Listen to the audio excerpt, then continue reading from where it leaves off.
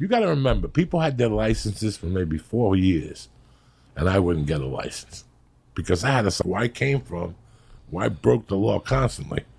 You know, I jaywalked. When you got to think about it, you got to think about how many how many U-turns do I do a day? Yeah. We all made that U-turn. Yeah, it's illegal. You follow what I'm saying to you? Yeah, we all make that U-turn. Little things. We all fucking don't put our blinker on, motherfuckers. I hate you cocksuckers with everything I got.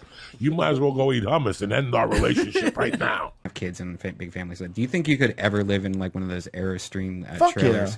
By myself? Fuck yeah. Because I recently went to Joshua Tree in one of those, and I was thinking like, really, this is all I really need, and I could take my whole fucking house anywhere I want. And the new ones have like nice wood floors. Yeah, because you're getting paid, bitch.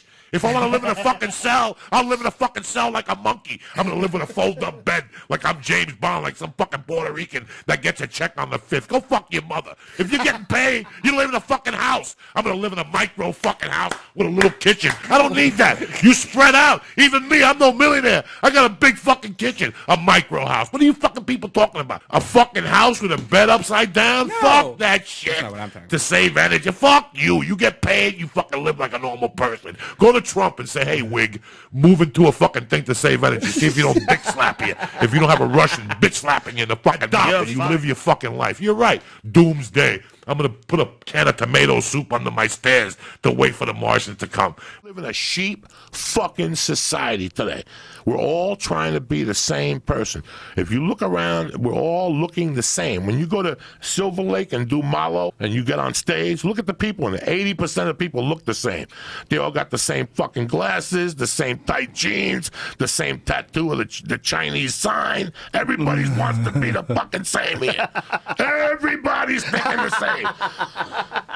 You know, you wake up in the morning, walk into a studio for an audition. What does everybody have in front of it? A cup of what? Coffee. Starbucks. And if you ain't got Starbucks, you ain't invited to the fucking party. Really? You see Starbucks raise their prices 20% again? Did they really? How much more are you going to pay for coffee? They got you hooked. They got you hooked. They want that money. It's not, and it's not coffee. Everybody got coffee. It's the status of going to Starbucks. Oh my God. Is it really? No, Yes. It's status. Oh my God. How many times you see a who's picture? impressed that you go to Starbucks over the coffee? I go to Coffee Bean. They have better croissants. It doesn't matter. You know Better what I'm muffins saying? too. Yeah, but Muffins In are today's much higher society, quality. when we were growing up in Boston or Denver, you lived at your grandfather's in Newark, people would have a little fucking blue cup that said coffee, and you went to a diner and you said, "Give me what was it called?" Do you remember they used to have the Greek stuff? Right. Like little Greek guys. What's on it the called? Cups? What's it called? The coffee medium? How did you order coffee? Regular. Yeah, regular. What's regular? Regular Milk cream and sugar. and 2 coffees, right? Yeah. And 2 regular. sugars. Now look what we have, but we didn't carry the coffee cups like a Budweiser. It's like when you go out at night, you take a picture with somebody. What do they always got in their hand? Put the fucking beer down. But nobody could put the beer down. God forbid they don't party out. God forbid they don't party. Party out? What does that mean? Let's put the butt so they can tell I'm drinking. What the fuck? Put the beer down, you fuck.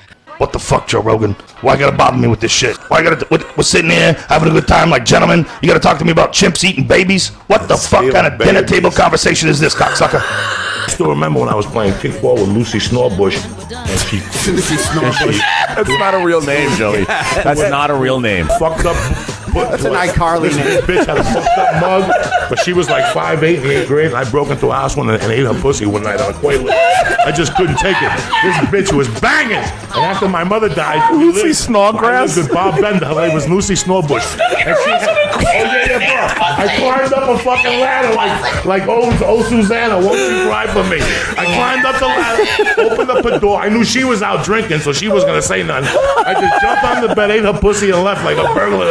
Her name was Lucy Snorbush, and she was fucked. Her grill was okay, but her body was banging from the time she was like 7.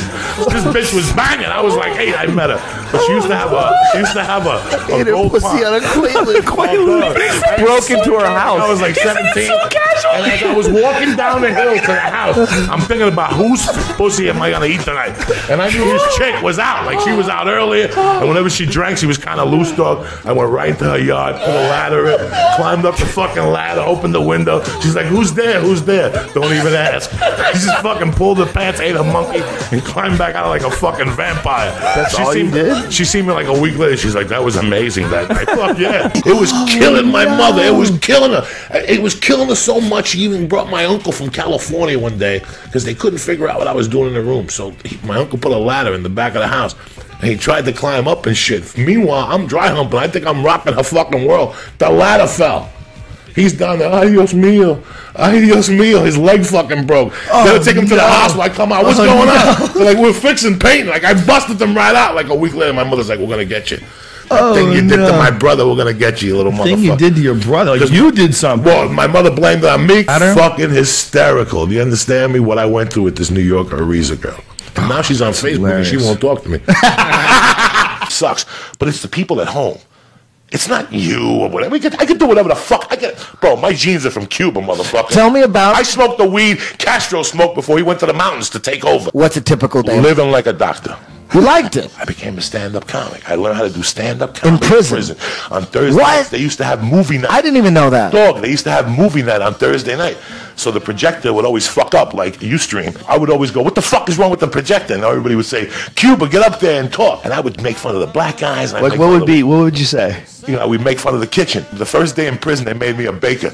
You know, you don't tell people what you want. It's like Cuba. Like, yeah, on the outside I was a mechanic. Really? Well, in here you're a baker. You know what I'm saying? Here's a book, learn how to make bagels.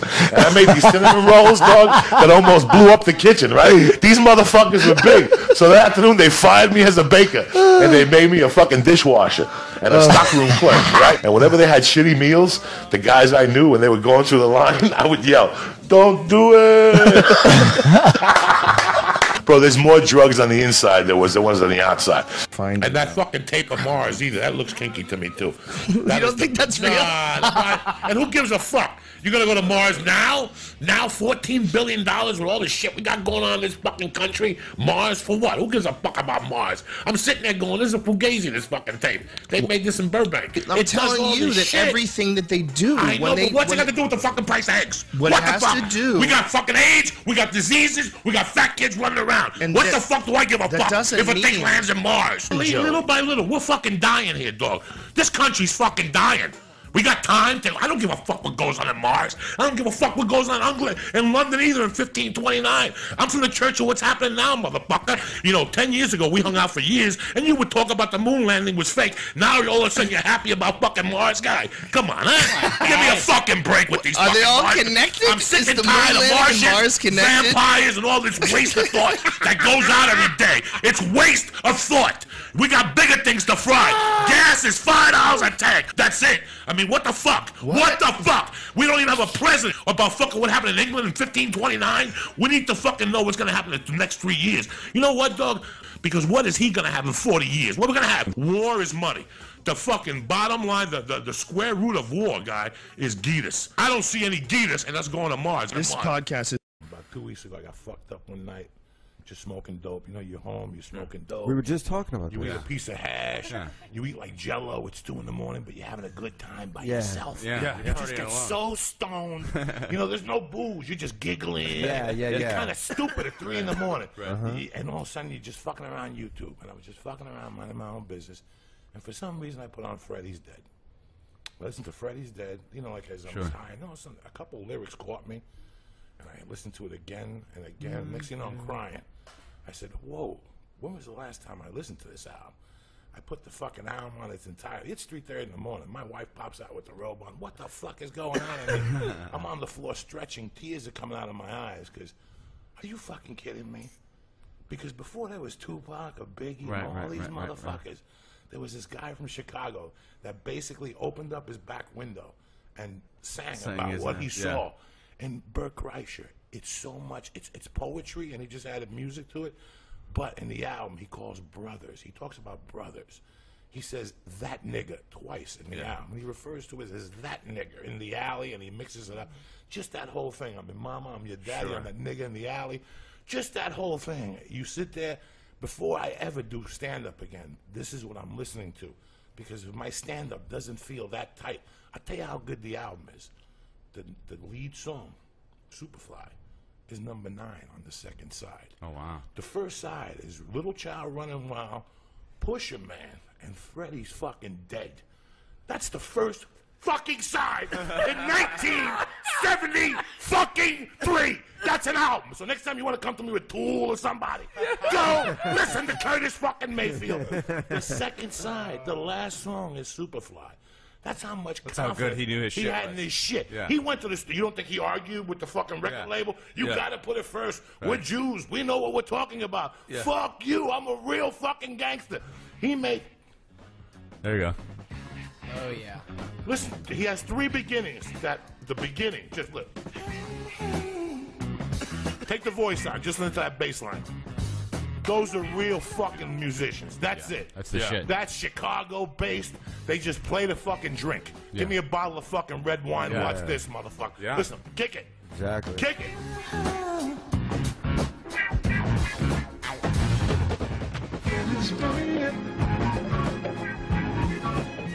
That's what I said.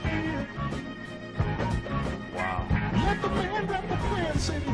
Shit's nice, man. At the 5:01 mark, he does a spiel. If you don't stop, you're gonna die, and all this shit. And he goes into the spiel, and it's very lyrical. He could just say Freddie's dead, but he says something else that fucking just stops you.